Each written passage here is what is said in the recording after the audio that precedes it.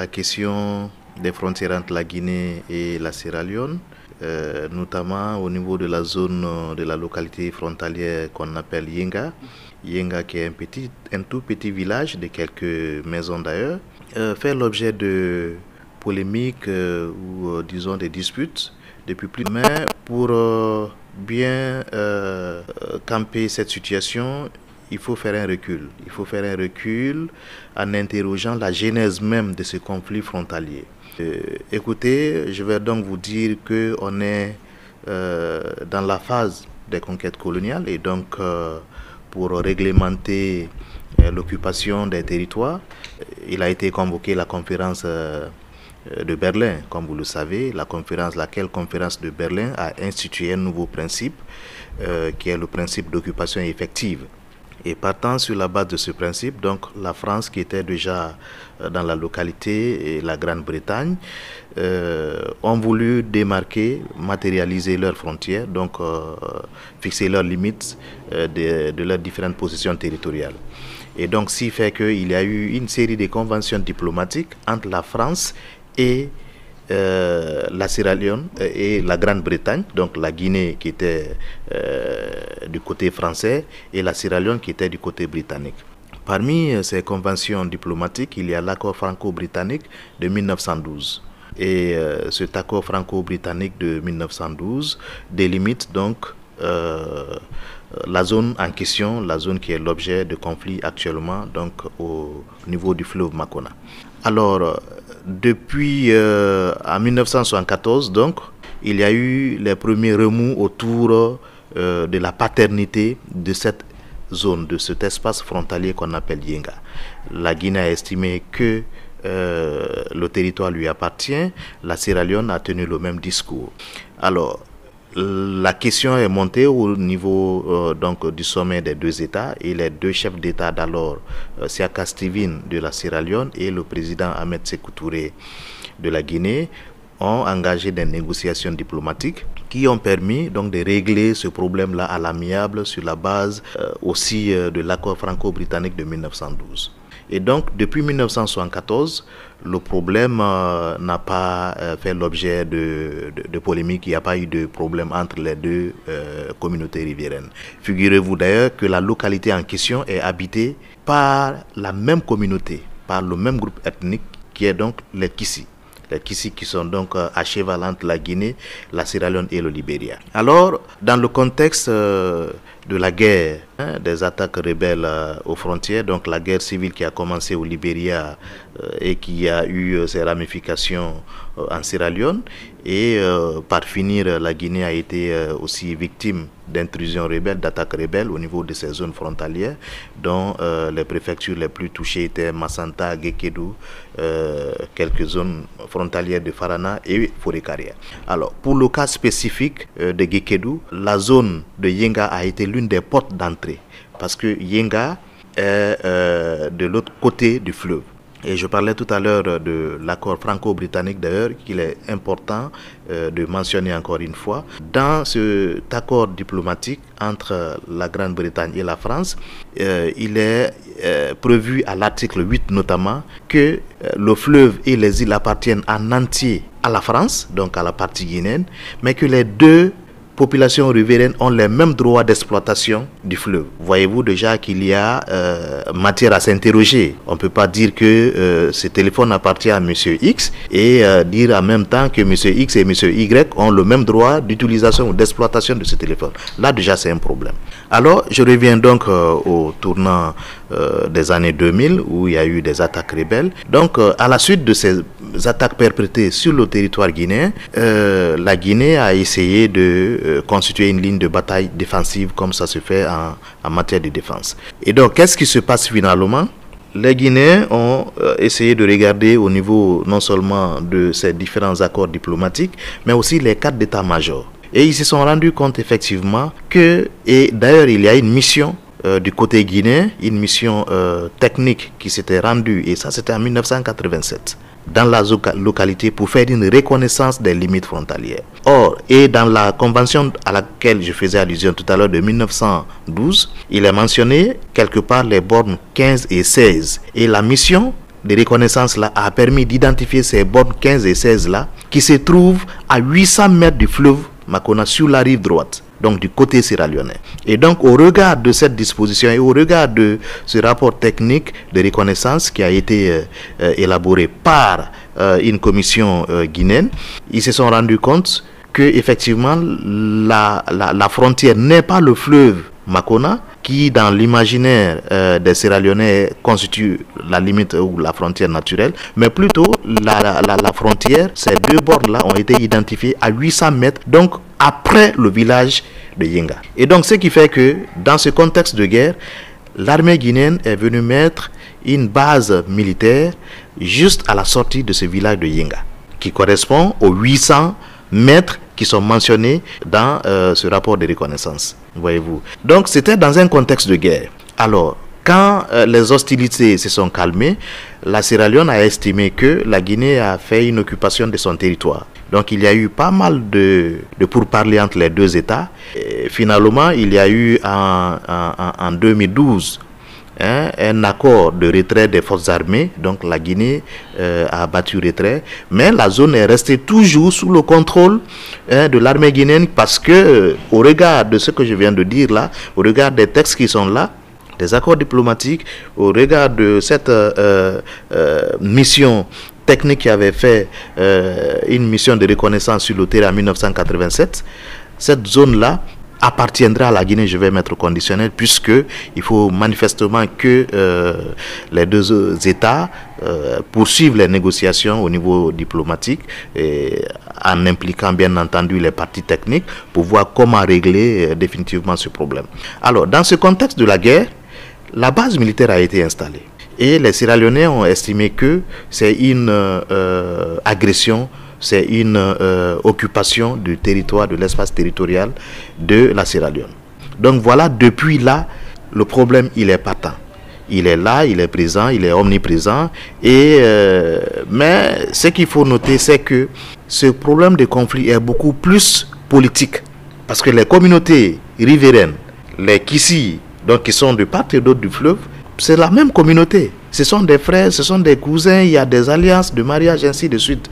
Et d'ailleurs, lors de mes recherches de terrain, interviewé une des personnes ressources de la localité, le doyen en question me faisait savoir, et c'est même au port, parce que juste au niveau du fleuve, là, il y a un port qui sert de point de passage, où il y a même un bac qui sert de point de passage, de traversée pour aller de l'autre côté vers la Sierra Leone. Alors, le monsieur m'a dit, l'interrogeant sur la genèse même de ce village, il m'a fait comprendre que ce village aurait été créé par un monsieur qui s'appelait Farah Yeko Wendeno, qui venait de Wende Kendema. Wende Kendema, qui est l'une des sous-préfectures de la Guinée. D'accord? Et donc, pour lui, pour ce doyen-là, ce village Yengala appartient à la Guinée. Et donc, ce témoignage a conforté un peu les missions techniques qui avaient été sur le terrain et qui ont réussi à identifier les bornes 15 et 16 telles que mentionnées dans l'accord franco-britannique de 1912. Et donc, aujourd'hui, la situation, elle est là, elle est présente. Et depuis, d'ailleurs, les 2 derniers mois, il y a eu une montée de tension encore entre les armées des deux pays. Et donc finalement les populations du village de Yenga étaient obligées de quitter le village et pour que éventuellement ils soient mis à l'abri de tout ce qui pourrait advenir comme violence. Et donc la question, elle est vraiment aujourd'hui préoccupante, et elle intéresse beaucoup non seulement les partenaires techniques et financiers tels que la GIZ, tels que l'Union africaine, qui a d'ailleurs un programme qui repose justement sur la réglementation, la gouvernance des espaces frontaliers. Et il y a le mois passé, au mois de juin passé, il y a eu une réunion des 4 États membres de l'Union du fleuve Makonna au Libéria à Monrovia, et cette réunion avait pour objectif justement de mettre en place des comités mixtes frontalières et des commissions mixtes frontalières, et puis procéder éventuellement à la réaffirmation des accords de délimitation, mais également procéder à la délimitation et à la démarcation de ces zones frontalières, puisque le problème aussi est qu'à plusieurs endroits, ces zones frontalières-là ne sont pas véritablement démarqués. Il n'y a pas de repères, il n'y a pas de bornes qui puissent dire à tel endroit se situe effectivement la limite, voyez-vous. Et donc c'est une question qui interpelle nos autorités parce que c'est une question de souveraineté.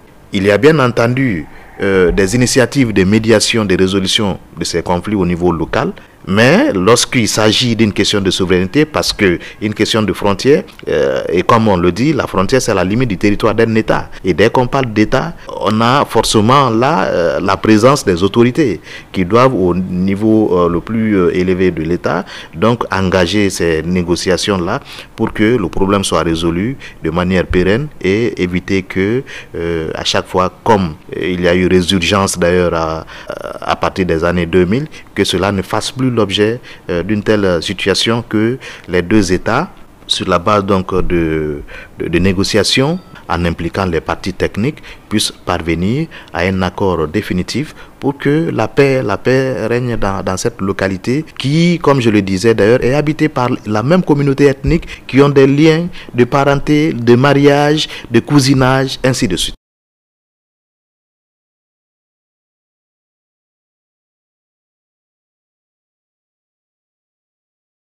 Oui, je peux vous dire que ces initiatives sont en cours depuis plusieurs années déjà. Depuis plusieurs années déjà.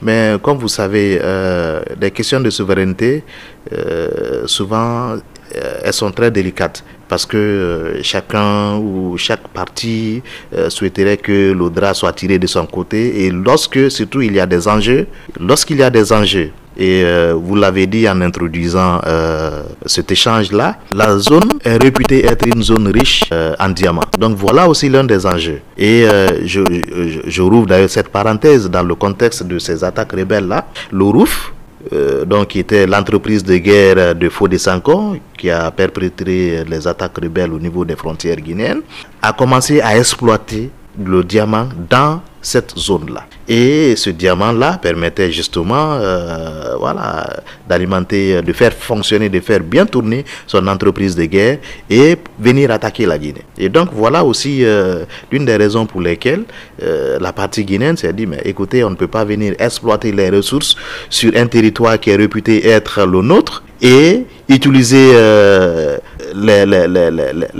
ces moyens-là pour venir nous attaquer. Donc c'est là que cette base de militaire a été mise en place, voyez-vous. Mais comme je le disais, la question, elle est éminemment politique. Et elle ne peut être résolue que sur le plan politique, sur le plan diplomatique. Avec la volonté des deux chefs d'État, on peut arriver à trouver véritablement une issue pérenne à ce conflit.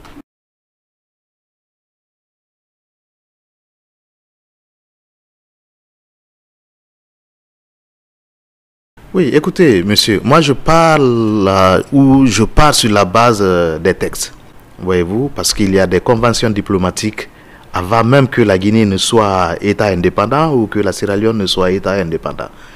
Là, ces deux territoires-là appartenaient, la Guinée appartenait à la partie française, la Sierra Leone appartenait à la Grande-Bretagne. Et ce sont ces deux puissances coloniales-là en 1912 qui ont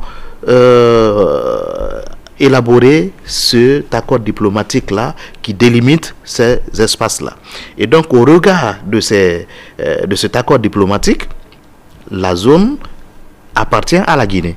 Je vous ai parlé des bornes 15 et 16 qui ont été identifiées à 800 mètres au-delà du fleuve, donc sur la rive droite. Et le village dont on parle est avant les 800 mètres. Vous voyez? Donc, sur la base de ces textes-là et sur la base d'un ensemble de missions de reconnaissance de terrain effectuées dans la localité, il a été établi que ce territoire-là appartient à la Guinée. Il y a une réalité et c'est une situation de fait. C'est vrai que la Guinée ou les populations guinéennes n'ont jamais habité cette zone-là. Voyez-vous? Les Kissiens qui ont habité cette zone jusque maintenant là, se réclamaient du côté sierra-léonais. Est-ce que par ignorance ou est-ce que par volonté de se rattacher peut-être au territoire sierra-léonais? Mais sur la base des textes qui existent, cette partie-là relève du territoire guinéen. Donc je peux confirmer, comme vous l'avez posé cette question, cette thèse.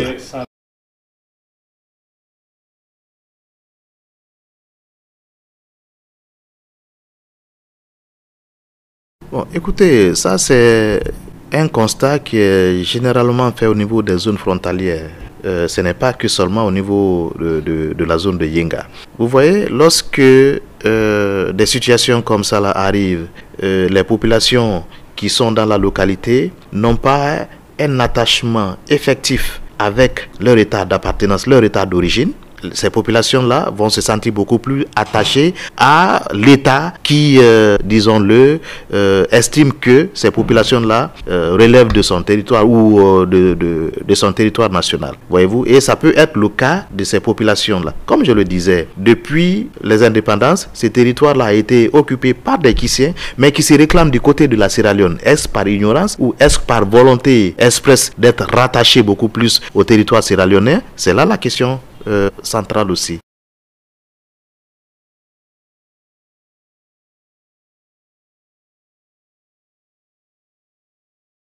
C'est un autre cas de figure aussi, hein, la frontière entre la Guinée et la Côte d'Ivoire au niveau de la localité des Ors, les villages de Gbeyaba. Et d'ailleurs, l'information que je peux partager avec vous, il y a juste une semaine après donc la rencontre du Monrovia qui a permis de mettre en place les commissions mixtes frontières, la Guinée et du côté de la Côte d'Ivoire, la Guinée et la Côte d'Ivoire ont signé leur accord de délimitation. Donc je crois que sur la base de tout ce qui a été fait par le passé, notamment la dernière rencontre de Monrovia, ça a permis aux deux États de prendre la mesure de la chose et finalement d'aboutir à la signature de cette convention de délimitation entre la Guinée et la Côte d'Ivoire. Donc, et c'est un peu ce même scénario qu'on pourrait envisager pour les autres zones frontalières. Et c'est d'ailleurs là l'un des objectifs du programme de l'Union africaine pour justement faire en sorte que les espaces frontaliers fassent l'objet d'une gestion harmonieuse de coopération, que ça devienne beaucoup plus des zones de coopération transfrontalière que des zones de tension. Et l'exemple de la Guinée et de la Côte d'Ivoire peut justement servir pour faire en sorte aussi que le cas avec la Sierra Leone puisse être réglé définitivement.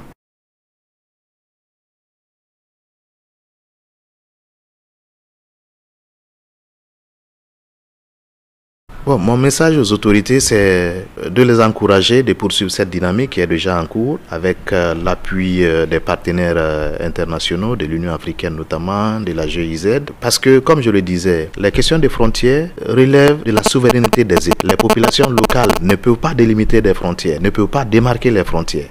Les communautés qui sont concernées par ces tensions frontalières-là, c'est vrai, il peut y avoir des mécanismes endogènes, des mécanismes traditionnels de résolution de tensions, de conflits au niveau local. Mais pour régler durablement ces questions-là, il faut que ça soit au niveau du sommet des États. Et je ne doute point de la volonté des États en question, de la Guinée et des États voisins, à engager cette dynamique-là pour faire en sorte que ces questions soient résolues de manière définitive. Et je sais que dans un passé récent, les deux chefs d'État se sont retrouvés dans la localité, le président sierra-léonais et le président guinéen. Et je crois que c'est une dynamique qui est là déjà, c'est une volonté réelle d'aller de l'avant et de faire en sorte que la question puisse être réglée définitivement. Et je ne doute point que dans les jours à venir ou les mois à venir, que cette initiative-là puisse se poursuivre pour permettre justement de régler ce problème.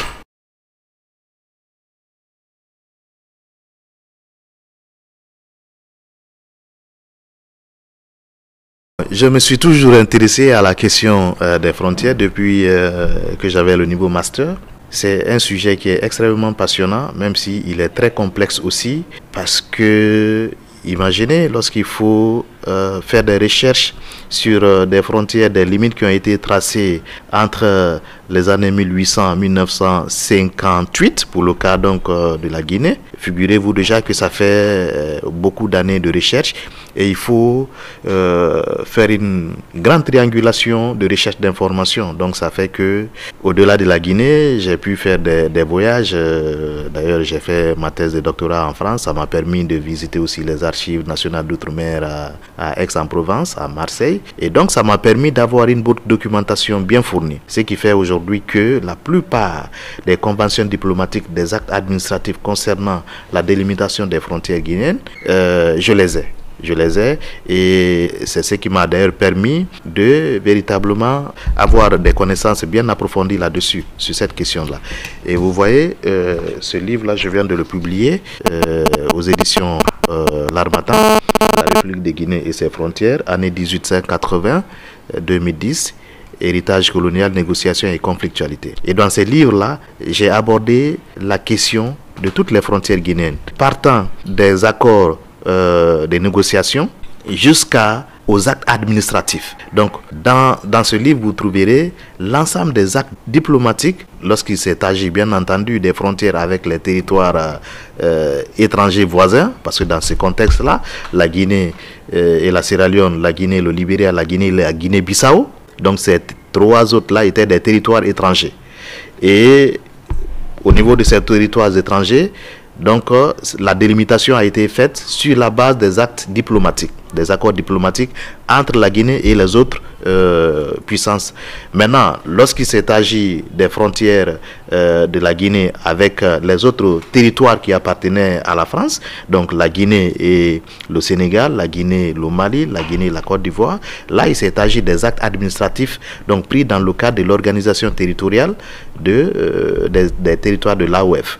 Et donc, tous ces éléments-là sont dans cet ouvrage-là. Et j'ai fait donc ce grand parcours-là pour permettre d'abord de voir quelle est la genèse de ces frontières-là, comment elles ont été négociées au plan diplomatique, au plan administratif, avant leur matérialisation sur le terrain, avant leur délimitation.